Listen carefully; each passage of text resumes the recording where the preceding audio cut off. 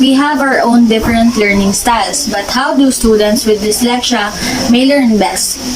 Is there a best intervention that could help them to improve their skills?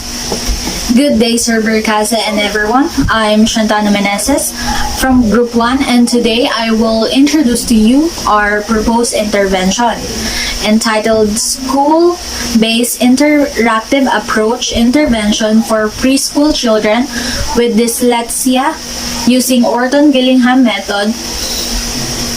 Generally speaking, dyslexia is a learning disorder that involves difficulty reading due to the problems with identifying speech sounds and learning how they relate letters and words, or what we call decoding. Dyslexia is also called reading disability. Dyslexia affects areas of the brain that processes language. Based on DSM-5 and exceptional psychology books, dyslexia is under the specific learning disorder. The specific learning disorder is diagnosed through a clinical review of individuals' developmental, medical, family history, reports of test scores, and teacher observations, and response to academic interventions. The diagnosis requires persistent difficulties in reading skills during formal years of schooling. Symptoms may include inaccurate or slow and effortful reading, poor written expressions and lack of clarity, difficulties in remembering. Current academic skills must be well below the average range of scores in culturally and linguistically appropriate tests of comprehension and reading. The individual's difficulties must not be explained by developmental, neurological, sensory, vision or hearing, or motor disorders and must significantly interfere with academic achievements, occupational performance, or activity of daily living. The symptoms of difficulty should at least 6 months despite targeted help. The age bracket of our intervention are preschool students ages 4 to 7 years old and has been properly diagnosed by clinicians and reportedly attending to school regularly and have at least 55 level of IQ. This target age and characteristics of our intervention will help us to narrow the set of activities that we will give to the participants. Project rationale. The reason behind this intervention is that the team's intervention wants to help dyslexic students to have an improvement on their reading skills because the intervention focuses on building their decoding and listening skills by being able to combine sounds and read words made up by any combination letters and sounds that they have been learned. And lastly, the team's intervention offers fun and exciting environment because children with dyslexia deserves a quality intervention while enjoying what they have learned in this project, because aren't learning supposed to be fun? Theoretical framework introduces and describes the theory that explains why the research problem under study exists. In this project proposal, we use constructivism theory to support our proposed intervention. Constructivism is the theory that says learners construct knowledge rather than just passively take in information. As people experience the world and reflect upon those experiences, they build their own representations and incorporate new information into their pre-existing knowledge, or the schemas. Constructivism is the theory that used in this study, where the importance of this theory plays a big part for the learning process of preschool children with dyslexia. It is about the expanding of existing knowledge and construct its own understanding through interacting with other people and reflecting on experiences. The theory that we mentioned are connected to the study because, first and foremost, it is an interactive approach. So, the use constructivism theory is about perceiving information through engagement wherein they enjoy learning, as it helps them to understand the intervention. In using the Orton-Gillingham method, the blending drill as an intervention for preschool children with dyslexia, the constructivist view of learning can point towards a number of different teaching practices.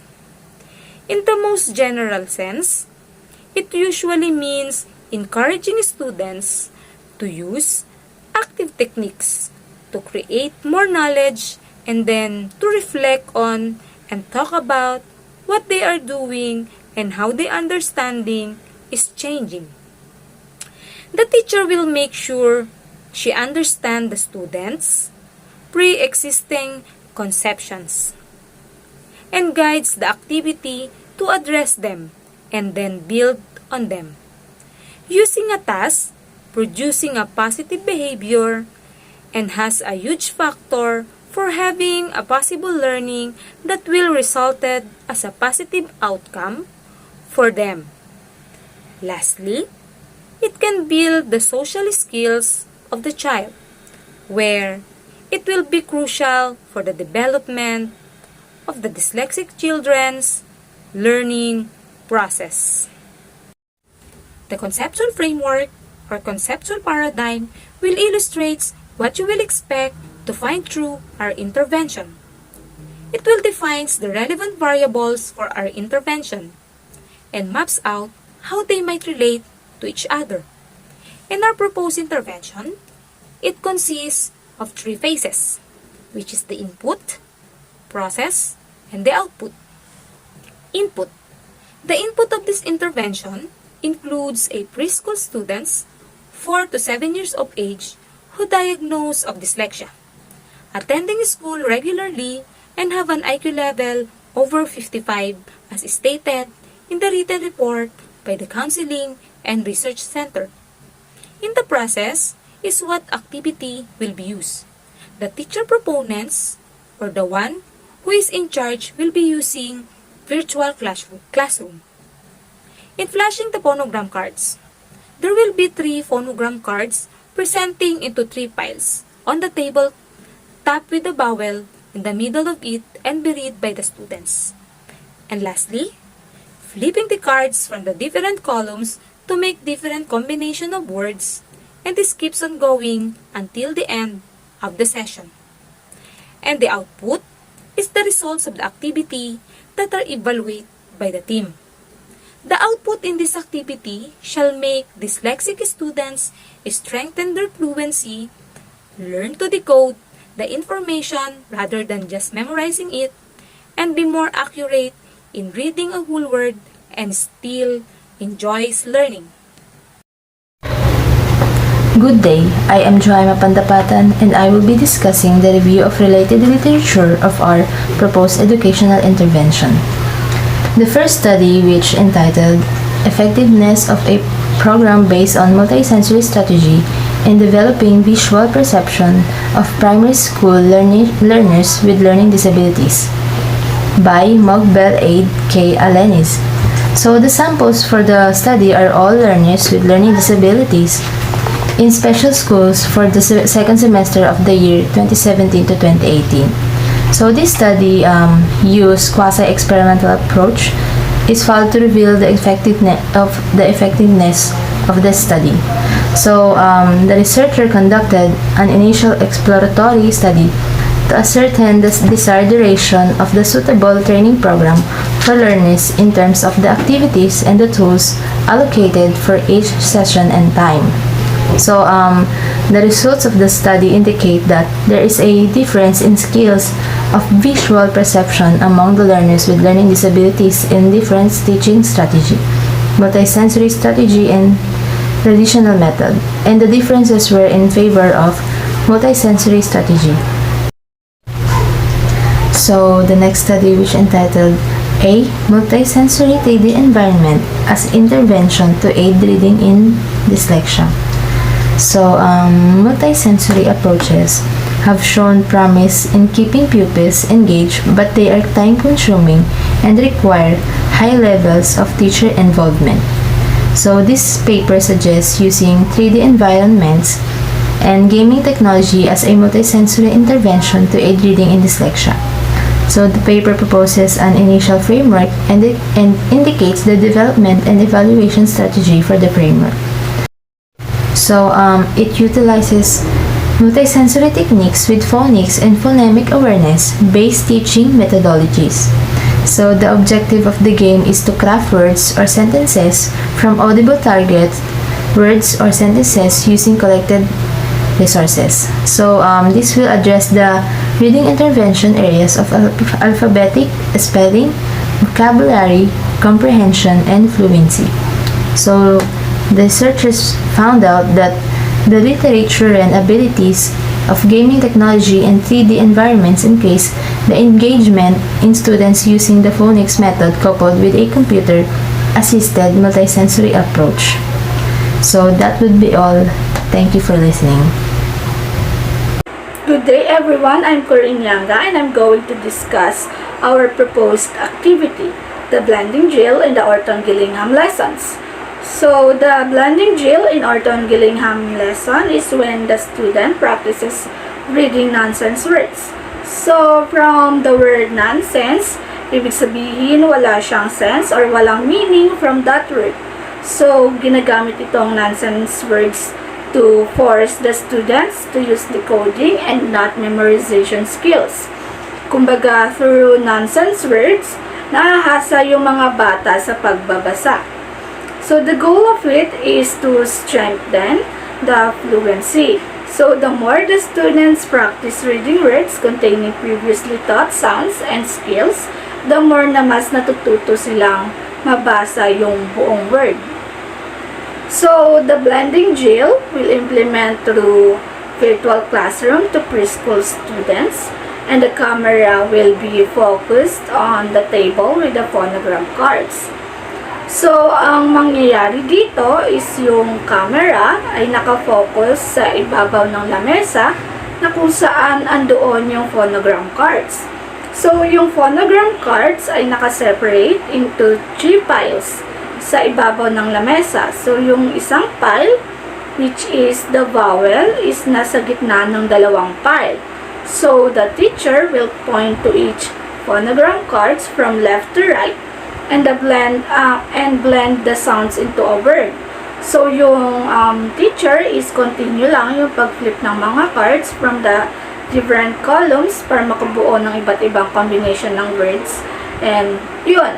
Tuloy-tuloy lang yung ginagawa hanggang sa matapos or maubos na yung mga cards na nasa ibabaw ng lamesa. So, that's it. Good day, I'm Maegan A. Perez and I will be discussing project implementation. The project implementation of the proposed school-based interactive approach intervention for preschool children with dyslexia students ages 4 to 7 years old using the blending drill in the Orton-Gillingham lesson. For the program general objectives, the blending drill in the Orton-Gillingham lesson, this project proposal first aims to assist children who are having difficulty with reading, writing, spelling, vocabulary, and comprehension. Its goal is to help dyslexic preschool children improve their reading skills by using phonics to practice reading fluency. Over time, children will be able to recognize familiar words more quickly. Second, it also seeks to assist children in improving their spelling skills. When children learn phonograms, they will be able to break down the sound and accurately spell it, allowing them to improve their spelling skills. Another goal of this program is to improve the vocabulary and language skills of dyslexic preschool children. Using phonics, the children will be able to read faster and prolonged reading will widen their vocabulary and general knowledge. finally, it aims to develop patience and concentration in children with dyslexia. This project aims to assist children with dyslexia in developing patience and concentration by having them practice reading in a quiet environment and focusing on the content of what they are reading. This habit will lead them to develop patience and concentration. For the intervention techniques, the proposed project by the team, the blending drill in the Orton-Gillingham lesson, will be a huge help to every dyslexic students and also teachers to proper help them to guide these exceptional students. This intervention will also propose some techniques that will proper help teachers in a classroom to provide quality education to the students. First, the pursuit of student questions and interest is valued. The teacher should always value and lend ears to students so that the students will feel the teacher is also engaged and committed to them. Second, the teachers have a dialogue with students, helping students construct their own knowledge. As per dyslexic students, teachers needed to provide extra time and patience to this type of students. That's why teachers should allotted time to help their students to understand every lesson in the class. For the third one, student-centered classroom. The student-centeredness of this project is a classroom is clearly apparent in a student response approach, recognizing the significance of the unique experiences that each student has. The teacher, in a response-centered approach, seek to explore the transaction between the students and the text to promote or extract a meaningful response. For the evaluation method, for this study, Orton-Gillingham will be the approach using its blending drill as an intervention for dyslexic children. To evaluate the method and the intervention itself, we conduct a free trial to a selected students with dyslexia ages 4 to 7. As a method, the teachers will give an instruction to their students on where their exam will happen and how it will be going. The teacher will conduct a one-on-one exam with the students using a virtual classroom by presenting the 3 phonogram cards into 3 piles on a tabletop with a vowel in the middle of it and be read by the students. Parents or guardians may assist their children if needed. The phonogram cards as a tool for dyslexic students, it will evaluate the ability of dyslexic children when it comes to combining the different phonemes of every letters when teachers started to flash and flip the 3 phonogram cards into different columns in front of them. This method will keep going until the end of the session to see and understand how these phonogram cards will strengthen the students' fluency.